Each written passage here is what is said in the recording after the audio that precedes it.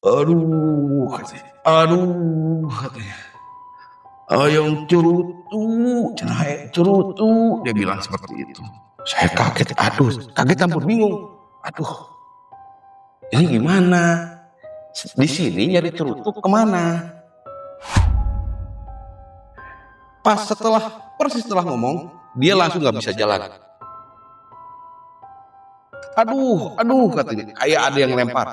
Kata dia, kaki saya ada yang lempar. Simba juga dengan muka bingung, Simbanya. Aduh, air ini mau naik katanya. Ini kita kalau keburu air naik bisa keluar. Kalau saya sih nggak masalah, kalian berdua. Kok seperti ini dengan nyala? Ini nyala rokok. Pas dipijit, dia tuh mengerang kesakitan. Cuman satu keanehan, pertama, rokok ini yang nyala ini nempel di sini. Logikanya kalau orang biasa harusnya sakit dong, panas. Ini mata, jangan ke mata, ke ini aja udah panasnya minta ampun gitu. Saya kaget, kok belum cukup rasa kaget saya hilang. Dia ngomong, tapi suaranya rada berat. Gini ngomongnya, Kang, kamu sediain ruangan kosong di rumah. Ada kain kapan ukuran 1 meter, kembang sama kembang kantil 3 yang masih kuncup. Kok bisa? Situ punya duit enggak? Enggak, kata dia. Nah terus selama ini yang 2 kali kejadian ini yang bayar siapa? Dia bilang gini, ingat enggak yang pas di dalam sedong pas saya bilang itu siapa? Tadi ya, itu perempuan. Dia yang ngejamin kita pas di jalan makan segala macam. Ingat nggak pas yang minta cerutu itu siapa? Itu dia minta cerutu. Udah dari situ katanya semuanya benar-benar dijamin sampai ke rumah. Assalamualaikum warahmatullahi wabarakatuh. Selamat datang di Domis, Dongeng Misteri. Pada episode kali ini, saya tidak mendatangkan narasumber. Saya akan bercerita tentang pesugihan untuk pendohiran uang gaib. Bagaimana kisahnya? Saksikan terus di Domis, Dongeng Misteri.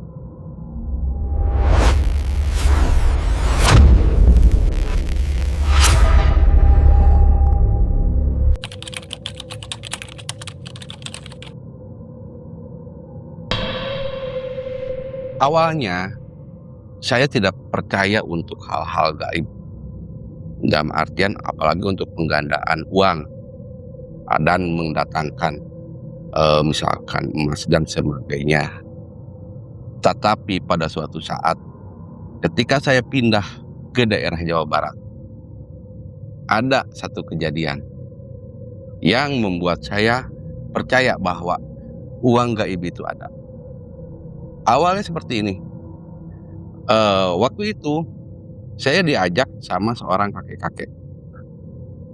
Beliau tidak mempunyai uang sama sekali. Dia jalan, saya ikut. Nah di tengah jalan kami kehabisan uang. Beliau bilang, tenang. Sambil dia liatin dompet, kosong saya lihat itu dompetnya. Terus saya tutup, dia tutup. Digosok-gosok sama dia sambil baca sesuatu. Dia buka lagi, ada uang pecahan 100.000, 2 lembar. Dia cuman bilang, kamu jangan ngikutin ini, karena ini untuk kepepet dan ini harus dibayar. Walaupun saya nggak paham, saya cuman iya aja waktu itu. Dan saya berpikir, oh berarti beneran ada, karena waktu itu uangnya kepake. Dan bener saya juga makan itu uang. Singkat cerita, bekerjalah saya waktu itu di Jakarta. Ada 2 tahun saya bekerja di Jakarta, akhirnya saya memutuskan untuk keluar. Dikarenakan saya berhenti bekerja, otomatis kan penghasilan saya nggak ada. Dan waktu itu posisi saya punya beberapa utang yang harus segera saya bayar. Dan kebetulan saya juga karena rame tentang utang saya dikucilkan sama keluarga juga. Seolah-olah mereka tidak mau mendekat gitu. Seperti itu, makanya dari situ saya punya tekad untuk menggandakan uang, mencari uang secara instan. Waktu itu ada seorang teman yang menyarankan saya untuk ke suatu daerah di Jawa Tengah. Nah, singkat cerita, saya ke Jawa Tengah lah. Saya tidak membawa apa-apa kecuali mungkin saya bawa uang saku. Saya sendiri berangkat ke sana. Setelah sampai di sana, saya ketemu dengan Mbah X, taruhlah seperti itu. Kemudian, singkat cerita, saya utarakan niat saya pengen menggandakan uang, gitu, supaya uang saya ini berlipat ganda, biar anak saya, istri saya hidupnya enak lah, bisa dikatakan, wah tanpa saya harus capek bekerja. Awalnya si dukun bilang tidak ada, terus saja menolak, menutup-nutupi akan hal tersebut. Cuman setelah saya ceritakan keluh kesah saya dan keadaan saya gitu, akhirnya si dukun ngasih tahu satu hal dan satu jalan. Begini kata si dukun, Jang, kamu mah kalau untuk yang hitam tidak bisa. Kamu mah jalurnya bukan yang hitam tapi yang putih. Tapi kalau yang putih tidak seinstan yang hitam. Nah, setelah si dukun bercerita seperti itu, akhirnya saya iakan, nggak apa-apalah, yang penting mah ini cepet gitu, lebih cepat daripada yang konvensional nyari uang seperti biasa gitu. Akhirnya saya ditempat ke satu ruangan. Di sana si dukun mulai membakar menyan dan melafalkan mantra-mantra. Setelah itu, posisi di ruangan tersebut itu tuh ruangan kecil, mungkin ada 2x2 ruangannya. Dan di depan tuh ini ada bekas tumpukan menyan, udah segini lah gitu. Dan di sini ada kaca. Nah, bakar menyan di sini, tiba-tiba di kaca ini kayak ada gambar peta gitu. Wah, saya nggak paham itu gambar peta maksudnya apa gitu. Nah, setelah beliau melakukan mantra, setelah melafalkan mantra, beliau ngomong ke saya, nih Gus katanya, kamu harus ke sini, nanti kita ke sini, sambil menunjuk ke kaca peta yang di kaca ini. Nanti kita kalau nungguin ke sana, nanti apa yang harus kamu kerjakan di sana jawabnya. Sekarang kamu beli kembang 7 rupa dulu, sok ke pasar sama menyan, jangan lupa kata dia. Akhirnya saya langsung ke pasar. Bahkan waktu itu diantar sama beliau, takut saya salah. Dan di sana saya belilah kembang 7 rupa itu beserta kemenyannya. Setelah itu saya langsung ke gua yang tadi ada di peta di kaca itu. Saya sendiri nggak tahu itu. Gitu. Akhirnya sama si dukun tersebut dibawa ke sana. Di sana tuh gua kayak sedong, cuman pintunya tuh ada 3. Sebelah sini ada, sebelah sini ada, sebelah sini ada. Dan posisi gua ini terang karena sebelah sini tuh menghadap ke laut. Cahaya tuh masuk dari sini. Nah, kita kebetulan masuknya dari tengah. Dan di sini tuh kayak ada sendang dan tempat ritual di depannya. Nah, kita masuk, kita ritual di depan sendang tersebut. Terus si mbahnya tersebut ngambil air gayung, cari botol katanya Gus yang kosong. Akhirnya saya nyari, dapat, si air tersebut dimasukkan ke situ, tutup, kita ritual lagi. Saya tidak tahu apa yang beliau baca ya, saya cuma suruh diem dan suruh ngikutin aja gitu. Tidak ada yang dilakukan sama saya kecuali diem dan memperhatikan si mbah tersebut. Singkat cerita, beres ritual tersebut. Saya tidak merasakan ada apa-apa waktu itu. Nah, pas keluar dari gua, si mbah gini, Gus, kamu ngeliat ular enggak yang kepalanya 3? Enggak, Mbah. Oh yaudah, bagus katanya. Saya nggak banyak tanya dong waktu itu. Akhirnya kita pulang ke tempat si mbah. Nah, setelah pulang, kita ngobrol dulu sebelum masuk ke ruang ritual. Nah, pas obrolan itu saya sempat tanya, Mbah, maksudnya apa? Ada ular kepala 3, Mbah tanya. Ini Gus, kalau ada kamu ngeliat ular kepalanya 3, kamu nggak bakalan bisa itu udah jelas ditolak. Tapi kalau kamu nggak ngelihat, berarti kamu masih bisa. Itu, oke kata saya. Akhirnya selesai ngobrol, sana kesini, ngopi, sekitaran mau maghrib. Kata Simbah, Gus masuk lagi ke tempat ritual. Setelah masuk ke ruangan ritual itu, kan ditaruh itu si aqua itu di pinggir tempat bakar dupa. Di sini kaca, di sini tempat bakar dupa, dan di sini aquanya. Saya melihat sendiri waktu itu kejadiannya dengan mata kepala saya. Gitu. Si aqua ini yang tadinya tidak ada apa-apa, bening, tiba-tiba ada terbentuk kertas. Memang kecil kertasnya. Nah setelah itu kata Simbahnya setelah beres ritual ya, saya juga belum menanyakan itu kertasnya gimana maksudnya. Akhirnya Simbah ngomong gini, terus nanti ini airnya kamu minum, sebagian dipakai mandi. Ini kertasnya wirid yang harus kamu lapalkan. Bukan dari saya ya Gus, tapi dari penghuni goa sana. Seperti itu. Nah singkat cerita, saya minum itu di situ ya. Saya minum, kemudian sisanya saya pakai mandi. Setelah kosong semuanya air, saya buka lah kertas itu. Ternyata memang wirid, memang itu wiridnya pendek. Gitu. Nah setelah ini saya tunjukkan ke si Bah ini kertas wiridnya. Seperti itu. Nah kata si Mbah cuma manggut-manggut doang tuh sambil baca. Oh iya. Kamu ini harus baca Gus sambil puasa. Seminggu katanya. Wajib puasa. Kami baca. Dan di rumah sediakan kelapa hijau. Itu sebagai tanda. Itu. Wah saya itu udah mulai seneng, berarti kan itikan saya udah diterima nih. Niatan saya sudah jalan lah ibaratnya seperti itu. Singkat cerita, saya pamit, saya pulanglah ke rumah. Nah di rumah saya ngosongkan satu ruangan karena memang permintaan Simbah itu kosongkan satu ruangan, tidak boleh ada yang masuk. Ada kelapa di situ, kelapa hijau satu buah sama kembang. Dan saya harus melafalkan mantra itu tiap malam dari jam 9 malam sampai jam 2 subuh. Itu wajib. Di malam pertama, kedua sampai ketiga itu tidak ada kejadian apa-apa.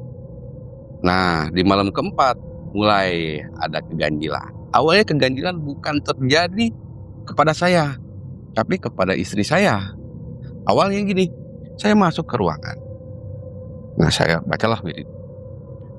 Sekitar mungkin saya nggak tahu persis jam berapa, tapi perkiraan saya itu jam 12-an karena setelah itu saya nggak lama beres wiridnya. Kayak ada suara nangis di luar. Saya familiar banget dengan suara itu. Itu ternyata suara istri saya. Saya setelah keluar, saya tanya ke istri saya, kenapa nangis?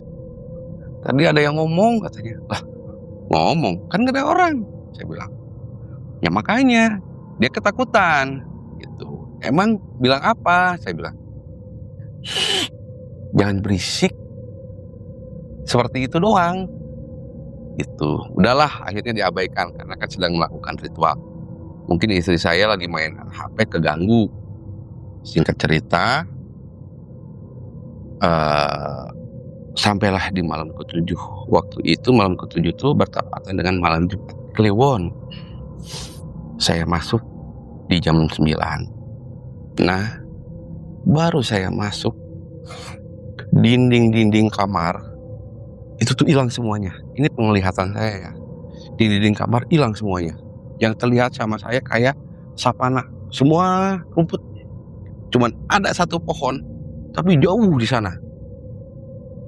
Sudah seperti itu, tiba-tiba ada melayang sosok kayak putri. Dia memakai kemben, satu orang. Tapi dia melayang-layang doang, tanpa ngomong apa-apa dan tidak mendekati saya.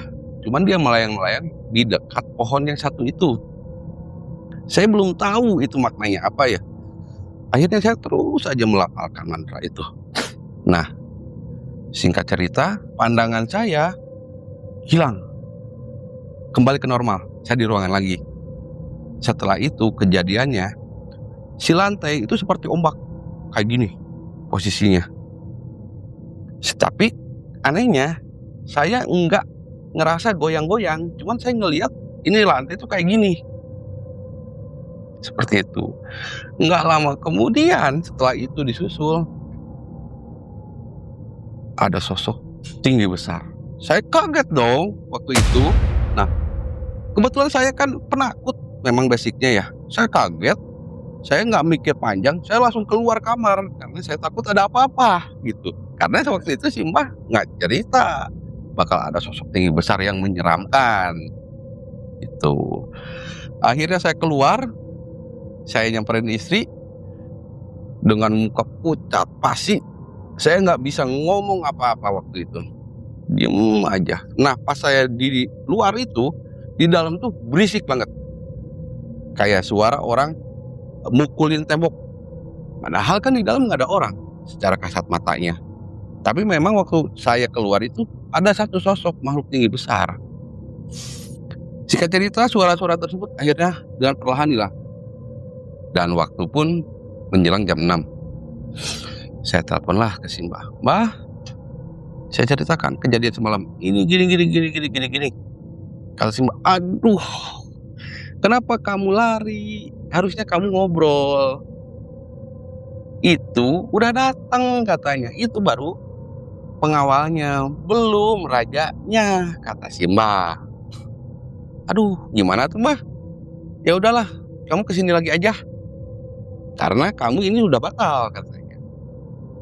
Ya sudahlah, dengan lemesnya saya akhirnya ke sana lagi, ke tempat Simbah lagi. Nah di sana memang saya setengah dimarahin mungkin ya, karena dampaknya bukan hanya ke saya, Simbah pun kena dampak harus puasa 3 hari 3 malam. Tuh, singkat cerita saya suruh nungguin di situ selama Simbah puasa itu. Setelah saya nungguin selama 3 hari 3 malam, kelarlah beres, Simbah ngobrol. Nah Simbah cuman berucap gini, Gus, udahlah kamu mah nggak usah kayak gini, katanya. Cari jalan lain aja. Jalan lain gimana mah? Saya kan pengen dapat uang supaya hutang saya tertutupi, saya nggak dikucilkan, gitu. Kayak ekonomi saya bagus lah gitu. Gini kata dia, di daerah sana, di kota kamu, ada pengiriman uang dari pantai. Banyaknya tidak akan saya ceritain. Posisi rumahnya bekas gudang beras. Rumah panggung ngadepnya ke barat. Kamu cari aja tempat itu. Lah, kota itu kan gede. Saya nyarinya gimana? Nanti juga ada yang ngasih tahu kamu, katanya. Nah, singkat cerita, akhirnya saya pamitan lah. Walaupun saya benar-benar lemas karena saya gagal. Dan saran Simbah juga saya nggak usahlah kamu ritual seperti itu lagi. Seperti itu. Akhirnya singkat cerita saya pulanglah ke rumah. Saya melakukan aktivitas seperti biasa ya. Maksudnya ya nggak kerja, nganggur, ya kadang bangun siang, nongkrong gitu, dengan nggak jelasnya gitu kehidupan saya. Di suatu ketika ada teman yang ngobrol, Gus katanya, punya kenalan orang pintar nggak? Saya tuh sambil mengerbitkan dahi, maksudnya gimana? Ya katanya, punya nggak orang pintar? Orang pintar seperti apa? Gitu, saya bilang. Kata dia, ini urusannya uang. Hah? Maksudnya gimana? Tiba-tiba saya teringat tuh ceritaan Simbah yang tadi itu, yang tentang ada pengiriman uang gaib dari pantai selatan. Gimana maksudnya? Besoklah saya ceritain. Yang jelas kamu punya nggak? Saya bilang dengan spontan, ada. Gitu. Akhirnya besoknya kita janjian, nggak di rumah saya, tapi saya langsung disuruh ke lokasi ke sana. Akhirnya saya singkat cerita nyampelah besok siang. Saya berangkatlah ke sana ditemani dengan teman saya ini. Setelah sampai di sana, ngobrol lah saya sama laki-laki umur sekitar 40 tahunan lah. Orangnya tinggi besar. Dia bercerita, dulu dia pernah melakukan suatu ritual. Nah, dalam jarak 1 tahun dia tuh harus melakukan persembahan kepala kambing, tapi dia lupa melakukan ritual tersebut. Akhirnya karena kelupaan, uang yang sudah ada di kamarnya dia itu tuh berubah kayak seperti bayang-bayang. Dia cerita uangnya tuh ada 10 karung. Karung beras yang 25 kilo dia cerita, karena saya sendiri walaupun saya ngelihat ke kamar, saya tidak melihat gitu. Akhirnya singkat cerita, di situ juga saya telepon, "Mbah, ini ada yang Mbah ceritakan." "Ya udah Gus, kalau dia sanggup suruh ke sini." "Siap," saya bilang gitu. Singkat cerita, kami ngumpulin uang lah dulu. Karena maklum lah kita pengangguran semuanya gitu. Akhirnya kekumpul lah uang, mungkin nggak besar sih, sebesar 500 ribuan lah buat ongkos dan segala macam. Akhirnya kita berangkat ke tempatnya Simbah.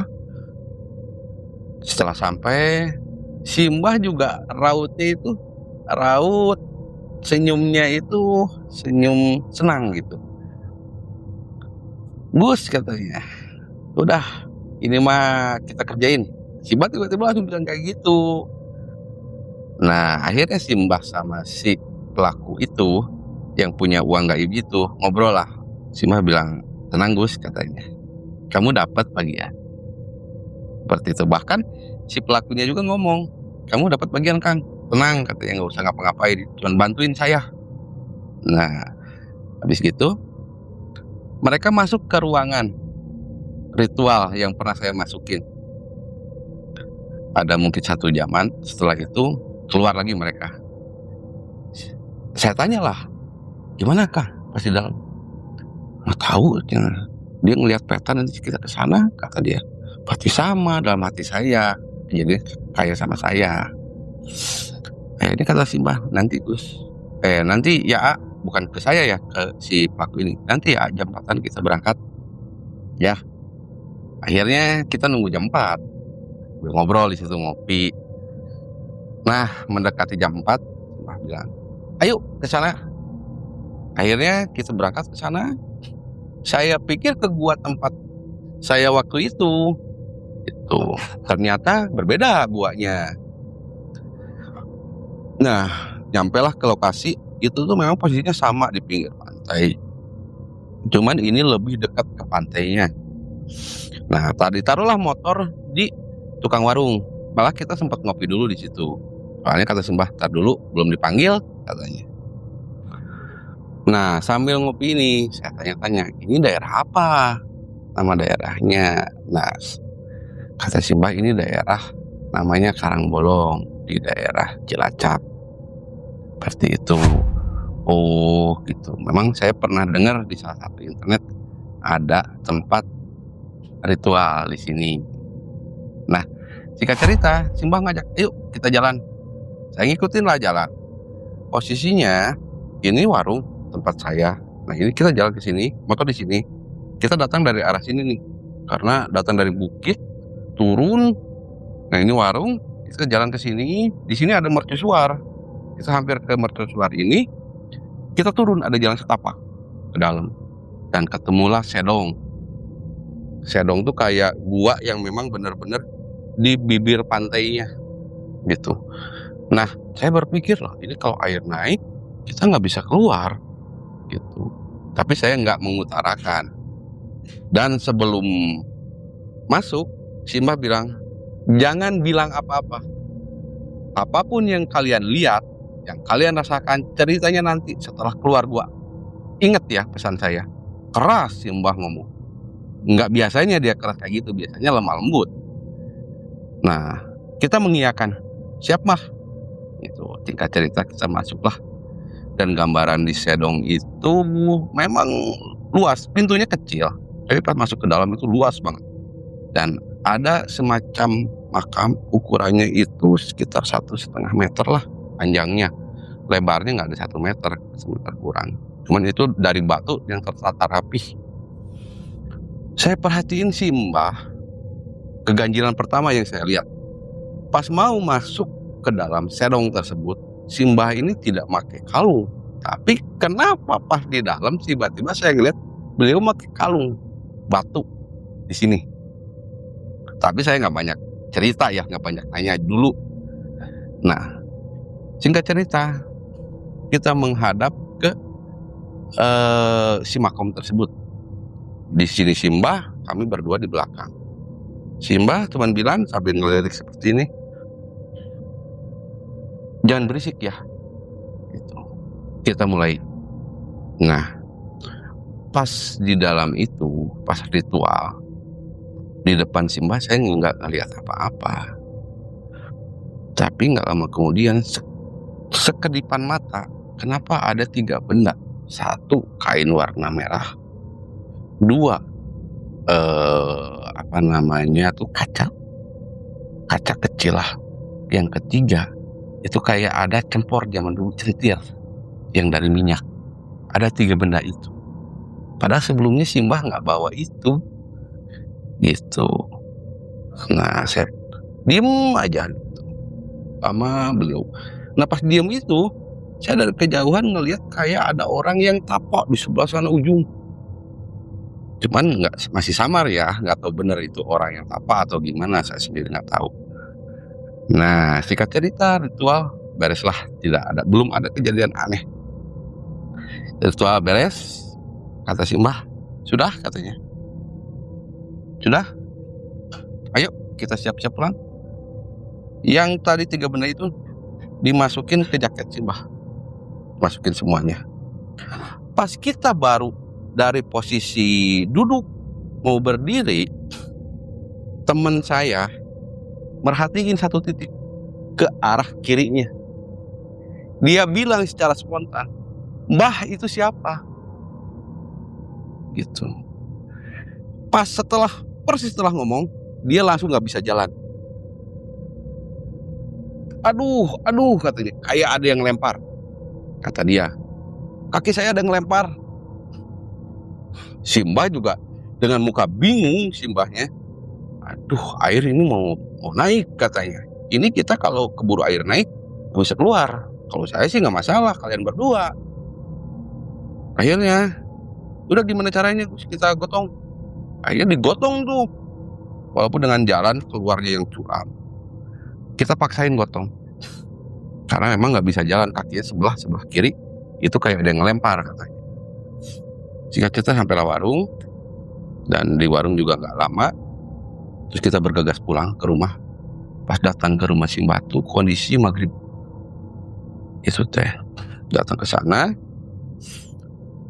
Waktu itu kita ngerokok dulu, semuanya ngerokok, ngopi, disediakan kopi. Simbah juga belum bilang apa-apa. Nah, tiba-tiba pas lagi pada diem karena masih shock mungkin ya, Simbah tuh ngeluarin keris segede gini lah, tapi ujungnya tuh kayak ada motif ukiran kepala. Sini katanya, Mbah, pijit dulu biar sembuh kakinya. Kan posisinya lagi pada ngerokok seperti ini ya. Kok seperti ini dengan nyala. Ini nyala rokok. Pas dipijit, dia tuh mengerang kesakitan. Cuman satu keanehan, pertama, rokok ini yang nyala ini nempel di sini. Logikanya kalau orang biasa harusnya sakit dong, panas. Ini mata, jangan kan ke mata, ke ini aja udah panasnya minta ampun gitu. Saya kaget, kok belum cukup rasa kaget saya hilang, dia ngomong tapi suaranya rada berat. Gini ngomongnya, "Kang, kamu sediain ruangan kosong di rumah. Ada kain kapan ukuran 1 meter, kembang sama kembang kantil 3 yang masih kuncup. Besok harus sudah siap tempatnya." Oke, saya bilang. Saya komunikasi seperti itu, cuma saya nggak banyak nanya ya. Nah, singkat ceritanya, sadarlah beliau. Saya tuh sebenarnya masih antara bener nggak sih ini orang? Itu. Cuman kalau misalkan nggak bener, bara api rokok itu Ke mata itu pasti panas, pasti ada bekas luka. Ini nggak ada sama sekali. Saya ngeliat ke Simbah cuma senyum-senyum doang dan bilang gini, "Coba tanyain Gus," katanya. Dia ngomong apa tadi? Ini saya tanyain lah, "Kang, tadi ngomong apa?" Nggak tahu, nggak ngomong apa-apa," katanya. "Emang ngomong apa?" kata dia. Saya ceritain lah, ini, "Nggak tahu, nggak ngomong," katanya. "Saya nggak sadar, tiba-tiba ngilang aja." Nah, habis itu, "Udahlah cenah, kamu turutin aja Gus." Ya udah, akhirnya saya nelpon ke istri, "Tolong sediain ini, kamar kosong yang dulu pernah pakai ritual, cuman ada tambahan kain kafan, seperti itu dan kembang."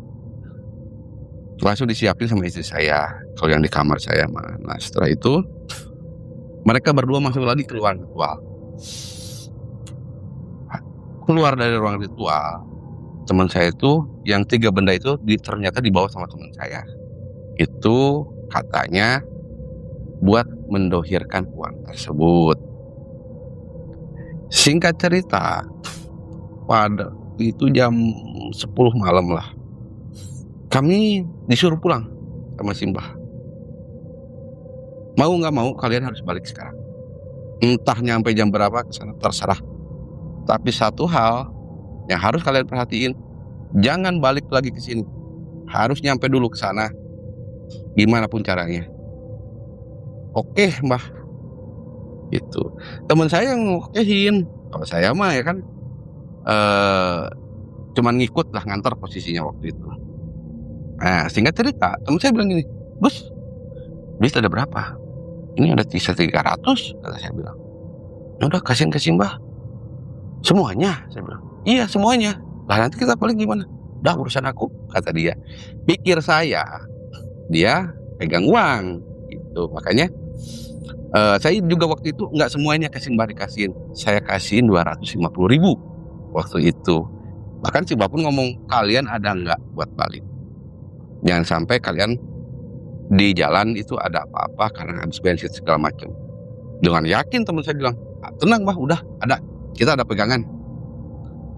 Akhirnya kita siap-siap, berangkatlah. Nah, uang yang tadi kan otomatis sisa 50.000 tuh di saya. Nah, kita jalan tuh. Nah, kan dari Kebumen ke Cilacap tuh ada perbatasan jembatan. Pas lewat situ, kejadian aneh lagi terjadi.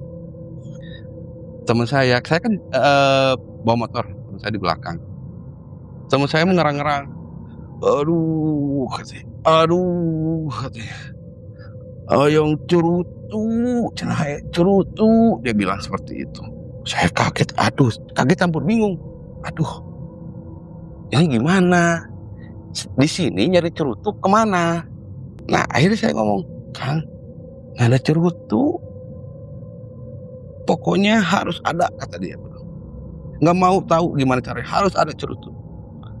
Singkat cerita, kita tiap warung mampir nyari cerutu, nggak ada. Ada juga ketemu rokok yang mirip cerutu tapi bukan cerutu, sigariles waktu itu.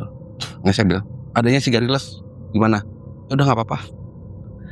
Otomatis yang duit 50.000 tuh udah berkurang dong, sekitar 30.000-an kalau nggak salah ya.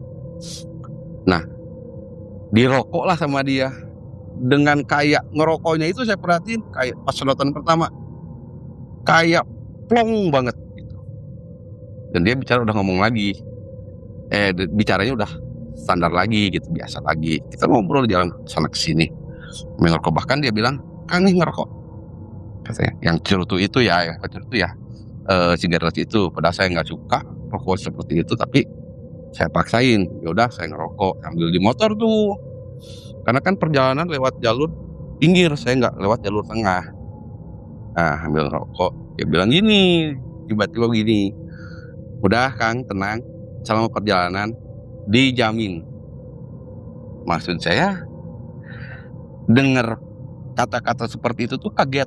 Kagetnya tuh gini, maksudnya dijamin gimana? Itu uang ini tinggal 30.000, belum bensin, belum makan. Gitu. Tapi dia dengan muka datar, nggak ada bingung, dia ngomong seperti itu.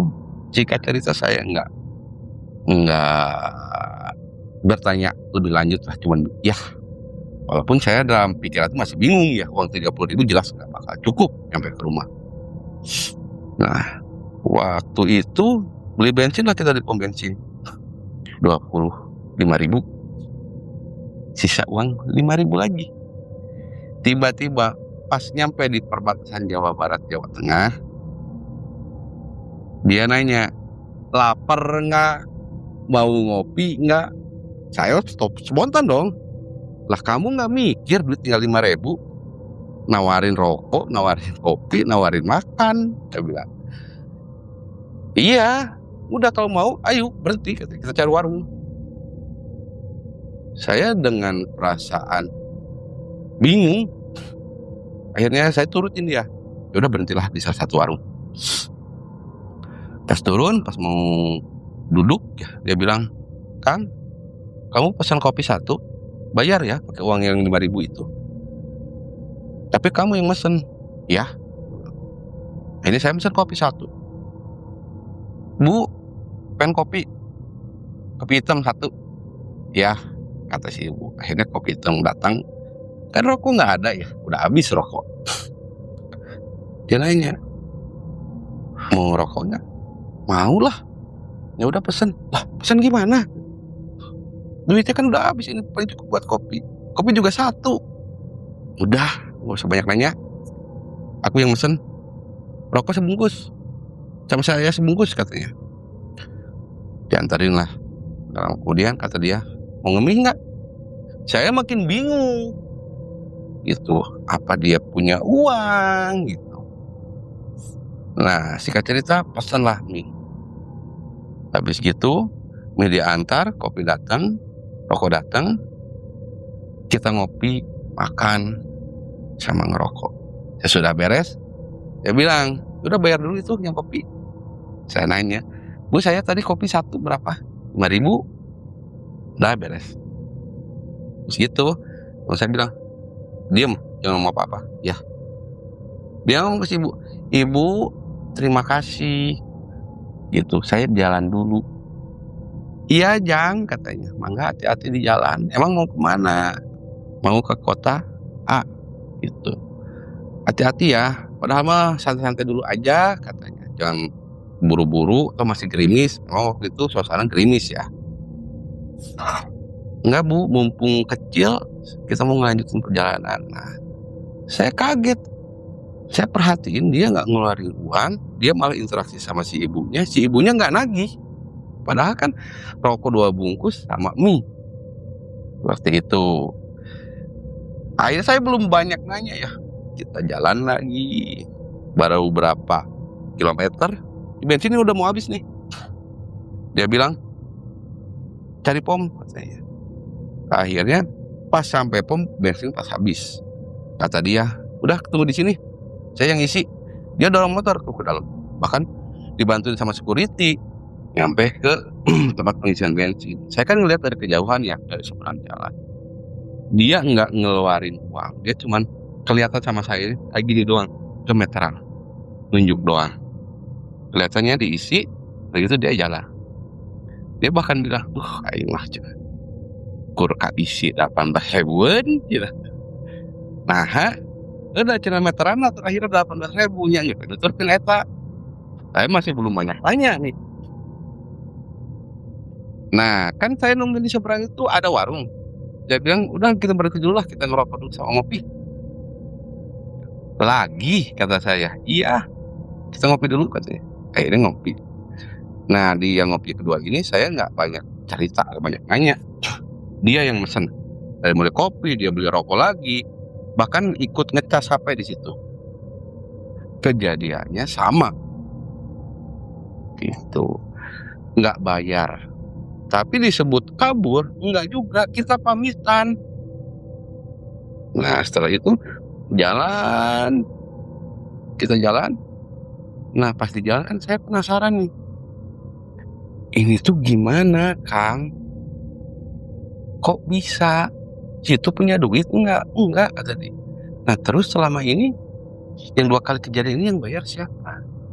Dia bilang gini, Ingat nggak yang pas di dalam sedong pas saya bilang, "Itu siapa?" Kata dia. "Ah, itu perempuan. Dia yang ngejamin kita pas di jalan, makan segala macam." Ingat nggak pas yang minta cerutu itu siapa? Itu dia. Dia minta cerutu. Sudah dari situ katanya semuanya benar-benar dijamin sampai ke rumah. Saya dalam hati itu antara percaya sama nggak percaya, cuma ngangguk-ngangguk doang, ya doang disebut. Nggak percaya ya memang kejadiannya seperti itu gitu. Nah singkat cerita nyampelah di kota. Pas nyampe di kota, udah dekatlah ke rumah. Ban kempes, ya seperti itu lagi gitu. Tapi tidak nyampe kabur atau dikejar-kejar, enggak, kita pamitan seperti biasa, seperti orang yang bayar gitu.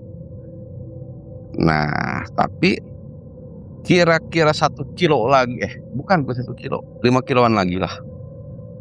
Nyampe ke rumah, bensin habis. Dia ngomong gini, "Kang, wayahna nyari uang, berapa aja buat bensin? Soalnya di sini udah nggak bisa dipakai." Oh ya udah, akhirnya saya nyari uang, dapatlah pinjaman gitu. Walaupun nggak cukup beli bensin 1 liter, tapi yang penting masuk aja gitu. Nah singkat ceritanya kita jalan, bahkan waktu di perjalanan itu saya berpikir ini bensin nggak bakal cukup nyampe ke rumah, karena kurang dari 1 liter dan 5 kiloan lagi, sementara motor lumayan boros gitu. Nah pas nyampe rumah saya, motornya tiba-tiba mati gitu, karena posisinya kan rumah saya dulu baru rumah dia gitu. Motor tuh langsung mati. Pas dilihat kering gitu bensin. Saya juga sebenarnya heran kenapa bisa nyampe ke rumah gitu. Tapi ya sudahlah, mungkin ada bantuan dari makhluk-makhluk tersebut. Nah singkat cerita, istri saya ngasih uang buat beli bensin 1 liter. Akhirnya dia pulang ke rumah, saya di rumah gitu. Kata dia, "Kang, nanti malam siap-siap ya, masuk kamar." Sebelum dia pulang, "Ya, baca aja wirid yang dulu," katanya. "Yang dulu Akang pernah melakukan ritual." "Ya," kata saya. Nah habis gitu saya ke rumah lah, biasa bersih-bersih, bahkan istirahat. Bangun itu sekitar jam 3-an, jam 3 sore. Saya ngecek persiapannya ya buat nanti malam di rumah saya. Kalau di sana mah kan dia udah ada yang cover. Di rumah saya cek, saya tinggal kurang bunga kantil yang kuncup 3. Itu saya nyari-nyari itu susah. Itu. Nah saya nyari-nyari nyampe mendekati waktu maghrib. Tiba-tiba pas saya sudah nyerah, kenapa di meja itu ada bunga kantil 3, kayak seperti baru metik bunga kantilnya. Saya aneh gitu, "Ini bunga kantil dari siapa?" Saya tanya istri saya, "Tadi metik bunga kantil nggak?" "Enggak," kata dia. "Ini punya siapa?" "Nggak tahu," kata istri itu. Nah udahlah, saya nggak banyak pikir lagi. Ya saya ambil, saya masukin ke kamar buat nanti ritual. Nah singkat cerita itu udah jam 7 mau ke jam 8. Saya di WA sama teman saya, "Kang, masuk ya dari sekarang ya. Nanti kalau udah beres ada yang ngetokin, kalau enggak ada yang ngasih tanda." "Ngasih tanda gimana?" kata saya teh. "Kan kamu jauh di sana." Saya juga ke dalam nggak bawa HP. "Udahlah, nggak usah banyak tanya," kata dia. Ya singkat cerita saya masuk ke dalam. Nah habis gitu saya bacalah wirid-wirid yang dari simbah yang dulu itu. Saya baca, awalnya tidak ada apa-apa, sampai tiba-tiba mendekati tengah malam kayaknya ya, semuanya berubah lagi seperti kejadian waktu semula. Tidak ada dinding, tidak ada apa-apa, rumput semuanya. Dan satu pohon itu tetap ada, tapi yang jadi beda, ada yang melayang kayak dayang gitu, kayak putri. Sekarang dia nyamperin ke saya, mendekat. Bahkan dia ngomong, "Mau lihat nggak?" Saya sampai merinding ceritanya. "Mau lihat tidak?" kata dia. "Mau," saya bilang, tapi dengan bahasa Jawa ya. "Mau," saya bilang. Akhirnya saya seolah-olah dibawa terbang sama putri tersebut, dibawa terbang melewati hutan, sampai satu titik saya ngelihat ada satu rumah. Rumah itu saya kenal, satu rumah, tapi rumah itu tuh dipenuhi dengan jaring. Si putri ini cuma bilang, rumahnya lagi transaksi, tunggu aja. Nah, setelah itu saya dibawa lagi ke rumah saya. Mungkin sukmanya waktu itu ya. Dan singkat cerita, tiba-tiba ada yang nyuruh saya keluar. Keluar dengan suara tegas. Suara itu, suara laki-laki dengan ada berat. Keluar, itu seperti itu. Saya pikir ini tandanya mungkin suruh udah beres. Akhirnya saya keluar lah. Nggak lama kemudian ada telepon dari teman saya itu yang melakukan ritual. Dia nelpon, saya angkat. Kang, katanya dengan sumringah, Kang, besok kita ketemu di jalan. Ini saya sudah ambil sampelnya 2 lembar katanya. Besok kita ketemu ya pagi-pagi. Saya seneng dong. Wih, cair ini sebentar lagi gitu.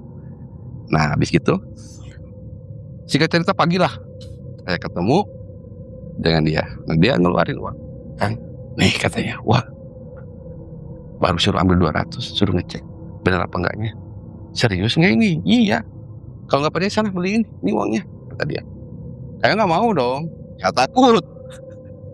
Nah, habis gitu, udah Kang aja kata saya teh. Akhirnya dia beli rokok sama kopi sama roti waktu itu, ingat. Nah, dia balik lagi ke situ. Nih Kang, rokok sama kopi. Aman nggak nih? Kata saya. Jangan nanti saya yang diapa-apain. Enggak aman. Kalau nggak percaya cari kucing katanya. Kasih rotinya ke kucing. Mati nggak kucingnya? Saya lakuin tuh. Ada kucing lewat, saya kasih rotinya ke kucing. Tapi ternyata kucingnya nggak apa-apa setelah makan. Setelah ditunggu 1 jam ya setelah makan. Nggak apa-apa kucingnya. Jadi segar. Nah, singkat cerita dia bilang gini, Kang, nanti malam siap-siap aja. Akang ke rumah aja maghrib, katanya. Kita ngitung duit nanti malam. Saya seneng dong. Nanti malam ngitung duit. Besok saya jadi orang kaya. Seperti itu. Nah, akhirnya maghrib saya ke rumahnya. Di sana tuh saya ditempatin jangan masuk ke rumah itu, suruh di luar rumah. Saya nungguin lah di luar rumah di pekarangannya. Kata dia udah pakaian gamis dan pakai peci ya. Kata dia tunggu aba-aba dari saya. Cerita Isa dia masuk di kamar, saya nungguin di depan. Nggak lama setelah itu, ada 2 jaman dia keluar. Mukanya sudah beda, raut muka bingung, sedih, dan ada kayak ada bekas air mata di sini. Saya kaget dong, yang tadinya seneng, kenapa sekarang jadi seperti ini? Saya tanya, kenapa Kang? Dia masih belum jawab. Akhirnya saya tenangin dulu, saya kasih nih ada kopi bekas saya, ngopi dulu. Dia ngopi minum, dia bilang, Kang, uang tinggal ngeluarin, cuman bisa kekeluarin 6 katanya. Dari 10 itu ada tapinya. Apa kata saya? Saya harus pulang hari itu juga. Saya kan bingung, maksudnya pulang gimana? Ini kan rumahnya dia gitu. Iya, saya harus pulang ke Pantai Selatan. Saya sudah dijemput, kereta udah ada di depan katanya. Saya bingung dong. Aduh, ini kalau misalkan dia meninggal sekarang, saya pasti jadi tersangka ini karena cuma 1 orang yang di situ, saya sendiri. Nah, akhirnya singkat cerita, dia memutuskan untuk masuk lagi ke dalam. Katanya dia mau coba ngobrol. Pas masuk lagi ke dalam sekitar jam 10-an, sejam kemudian dia keluar lagi. Tapi sebelum keluar, yang saya dengar kayak ada bunyi berisik di dalam itu. Brak. Kemudian dia keluar, Kang, marah katanya. Nah terus gimana? sekarang nggak bisa keambil. Sambil dia nunjukin, tuh dia buka bajunya, gamisnya, tuh ini saya dipukul tadi sampai hitam. Memang hitam di sini, legam hitamnya. Saya dipukul tadi. Nah terus gimana? Ya udah, kita harus kembali lagi ke Simbah, nanyain lagi, karena untuk sekarang mah batal. Aduh, saya pikir kita kan lagi nggak punya uang ya buat kesana lagi. Terus keduanya kan kita udah capek waktu. Singkat cerita, ya udahlah nggak apa-apa. Dan akhirnya kita nginep di situ. Di luar loh kita nginepnya, nggak berani masuk ke dalam rumah itu. Nah, pas kita sebelum tidur tuh ngobrol-ngobrol, ini kenapa bisa kayak gini, perjanjian awalnya seperti apa, saya bilang. Iya, ada kesalahan saya, katanya. Kesalahan gimana, saya bilang. Pas di sana, katanya, pas di makam, saya bilang gini dalam hati, saya pengen cair uang sekarang juga, nyawa saya pun diambil, nggak apa-apa. Aduh, kenapa seperti itu, saya bilang. Kan si Boy, jangan jangan bilang seperti itu, diem aja, kata si Mbah. Iya, saking paniknya saya, katanya udah dikejar utang segala macam. Nah, pagi-pagi itu telepon ke si Mbah. Si Mbah tuh udah tahu, karena waktu pas telepon, kalian mah, katanya, udah dikasih kesempatan masih aja kayak gini, katanya. Ya terus gimana Mbah? Ya udah kesini dulu aja, kata si Mbah. Akhirnya singkat cerita, beberapa waktu kemudian, nggak langsung besoknya ya, karena kita juga harus memikirkan uang gitu buat transportasi ke sana. Kita ke Simbah, kata Simbah, ya udahlah sekarang udah terjadi, katanya. Kita ritual lagi, cuma ritualnya sekarang bukan meminta, tapi meminta maaf lah ibarat nama, karena kita udah ingkar janji dari perjanjian awal. Akhirnya dilakukanlah ritual. Setelah beres ritual, tapi ritualnya kita nggak ke gua yang pertama itu, nggak. Kita di tempat ritualnya Simbah gitu. Nah setelah ritual, kata Simbah, ini mah kamu mah udah nggak bisa lagi, katanya. Saya udah nggak sanggup gitu. Saya juga malah kena tegur, kata Simbah. Nah singkat cerita, kita cuma dikasih air sama Simbah buat menetralkan aja. Nah habis itu kita pulang lah. Tapi pas di jalan, teman saya ini jadi bisa ngelihat hal-hal gaib. Seperti itu, makhluk-makhluk tuh dia bisa tahu. Oh di sini ada ini, di sini ada. Pas panjang jalan dia cerita, Kang ada itu, Kang ada ini, Kang ada ini. Yang kemarinnya nggak seperti itu, kenapa jadi kayak gini, saya bilang. Gitu. Nah kita nyampe lah rumah, dia pulang. Saya nelfon lagi ke Simbah dan menanyakan tadi kenapa jadi bisa ngelihat ini itu dianya, kata Simbah. Ya itu efek dari kemarin, katanya. Itu sebulan pasti bakal seperti itu, tapi sebulan kesana mah udah enggak. Nah singkat cerita udahlah beres gitu. Dan kisah ini pun udah nyampe sini, saya pun tidak menanyakan lagi tentang uang tersebut dan sebagainya. Malah yang saya dengar sekarang beliau merantau ke luar kota, seperti itu. Kang tadi kan sempat cerita di temannya dikasih uang 200.000. Bisa diceritakan uang 200.000 itu dari mana gitu, dan proses ritualnya seperti apa gitu? Nah untuk yang uang 200.000 itu kan pas malam ritual pertama ya, pas datang dari Jawa itu, dari Cilacap ya, daerah Cilacap. Nah, kan malam ritual. Nah kemudian setelah itu, ingat nggak pas saya bilang ada 3 benda yang dikasih Simbah?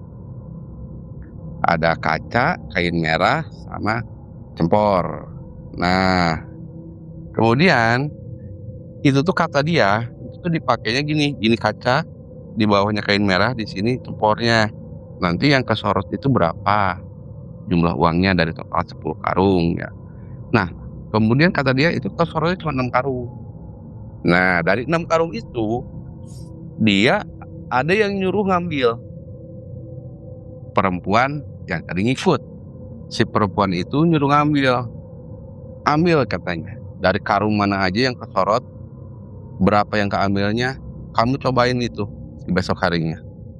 Karena di hari berikutnya akan ada langsung penyerahan langsung dari pantai selatan.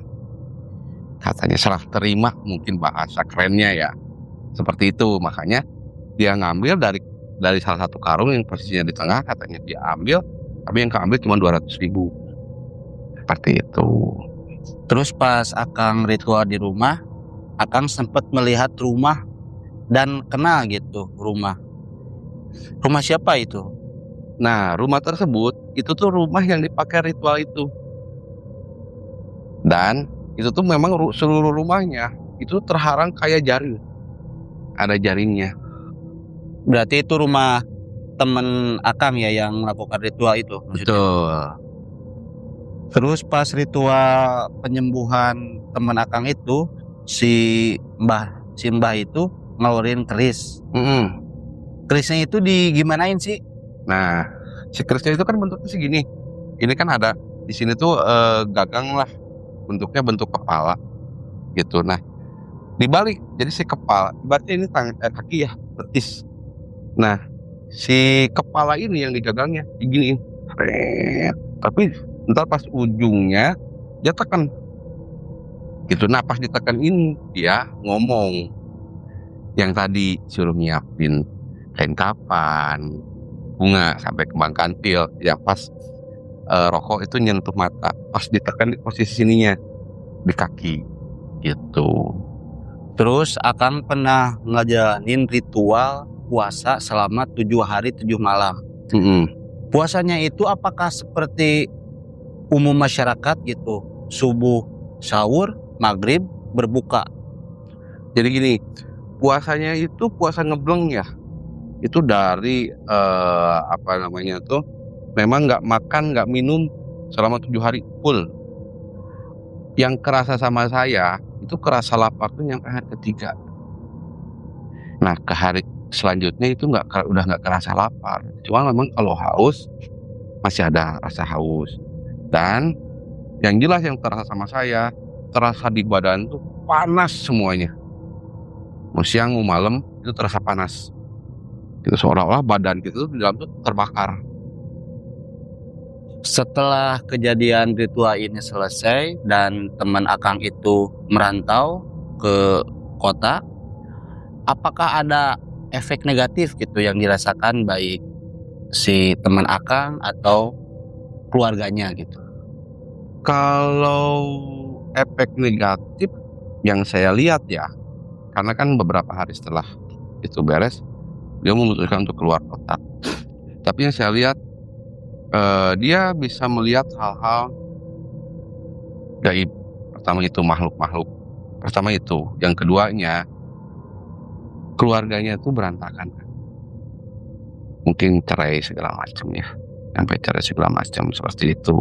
Yang saya tahu sih itu aja sih yang punya. Kalau hal-hal negatif lain, sampai sekarang saya nggak tahu karena belum ada komunikasi lagi. Kalau sarannya, ginilah. Intinya memang hal-hal seperti itu ada, benar adanya. Saya karena mengalami sendiri gitu, walaupun saya tidak terjun langsung ya sebagai pengantinnya, ibaratnya seperti itu. Ya cuman ada dan resikonya bukan main-main. Sebaiknya jangan, karena itu akan berimbas ke keluarga atau ke diri sendiri. Demikian kisah yang bisa saya sampaikan untuk episode kali ini. Semoga hikmah dan pesan-pesannya bisa dijadikan pelajaran bagi pemirsa Domis di sana. Kurang lebihnya seperti itu, dan saya mohon maaf apabila ada kata-kata yang kurang berkenan. Jangan lupa untuk like, share, dan komen di channel kami, Domis. Demikianlah untuk acara kali ini. Wabillahi taufiq wal hidayah. Assalamualaikum warahmatullahi wabarakatuh.